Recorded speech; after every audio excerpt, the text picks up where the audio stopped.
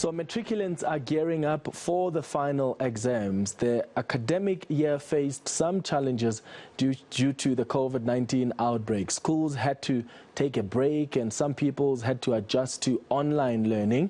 And the question is, are matriculants ready to sit for the exams? Are the other pupils as well at lower levels ready? Let's speak to Mandy Herold, who is with the Ridge School, to talk about the disruptions on our learning for our pupils. Mandy, thank you for making time.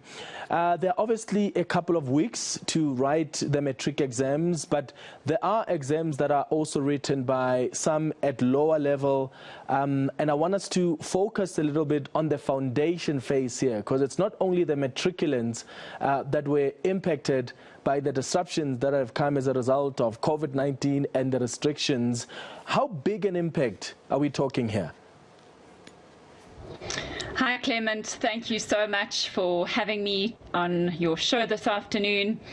I think it's a really important conversation to be having. And what I want to say is that just as businesses, Clement, have had a period of recovery, it's necessary for our schools to have a period of recovery as well.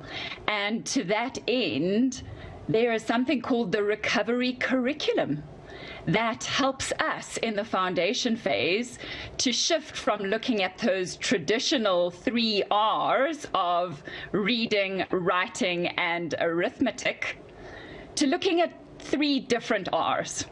And that is regulation, relationships, and building resilience. What impact has come with the rotational attendance? Because that's not been helping, has it?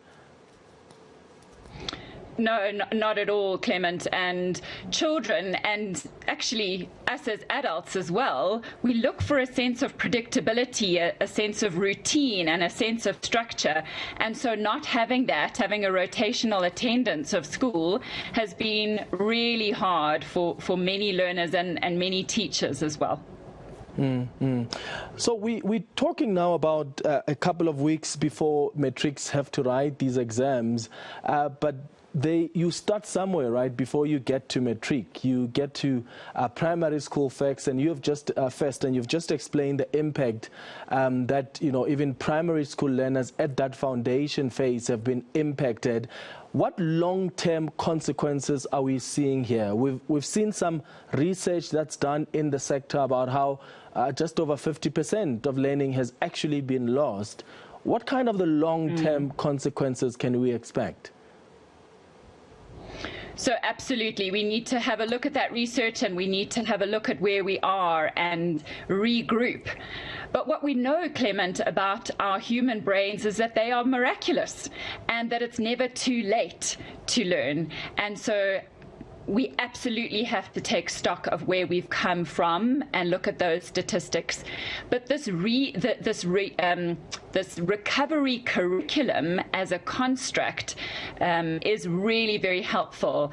And so in terms of how do we adjust our expectations, every single educator that I speak to, Clement, around the country, whether that be foundation phase, intermediate phase, high school phase, our teachers are working harder than they've ever worked before.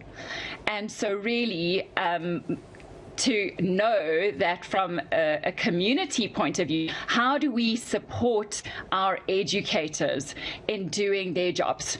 Because they are getting up every morning with hope and optimism of how they can bridge those gaps, how they can help their learners to catch up on what they may have lost. And that's where our invitation is, to make use of wonderful resources. There is a webinar on that your listeners can access through a website called bellavista.org. BELLAVISTA,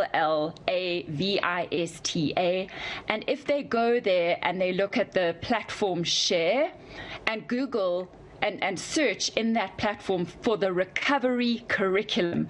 This really just helps to put our educators and their parents' minds at ease for where we are. We've never had to be in a global pandemic before, and so just to really take stock. And it's what we notice in Clement is it's not necessarily the academics, but it's those softer skills. And I use that phrase very respectfully because I actually believe that they're not soft skills. That collaboration, the listening, the inferencing from texts, it's almost those other skills that we need to focus on just as much as we're focusing on those traditional 3 R's, as I mentioned.